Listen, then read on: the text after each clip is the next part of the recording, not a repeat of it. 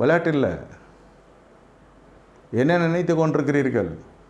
வாயத்திலிருந்து பேசல. உங்களுக்கு ஸ்தானத்தை விட்டு விலகுற மனுஷன். ஐயோ, ரொம்ப மோசமாக போயிடும் வாழ்க்கை. தகப்பன் அல்லவா நீங்கள்? பேசணும் இல்லையா? இவ்வளோ பெரிய விஷயம் நடந்திருக்குது. சில பேர் இந்த ஃபஸ்ட்டு லவ் மேரேஜ் லவ் பண்ணுவான். கேட்டால் இதுவும் கிறிஸ்டின் அதுவும் கிறிஸ்டின்வான். எனக்கு அனுகூலமாக இருக்கும். அடுத்தது துணிகரமாக போய் ஒரு புறஜாதி பொண்ணை கல்யாணம் பண்ணிட்டு வருவான் அடுத்த பையன். ஏன்? அவன் லவ் மேரேஜ் இல்லை, பெரியவனுக்கு அக்செப்ட் பண்ணல. அப்போ சின்னதுக்கு ரெண்டாவது நான் மட்டும் என்ன இழைச்சவனா செலுத்தவனா? நான் ஒருத்தையே விரும்புகிறேன், அவன் விரும்ப தான் கல்யாணம் வச்சேன்.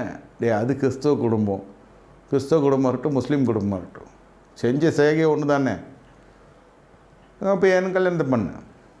இப்படித்தான் குடும்பங்கள் நாசமாக போவதுக்கு காரணம் இந்த மௌனம் சாதிக்கிற அப்பா.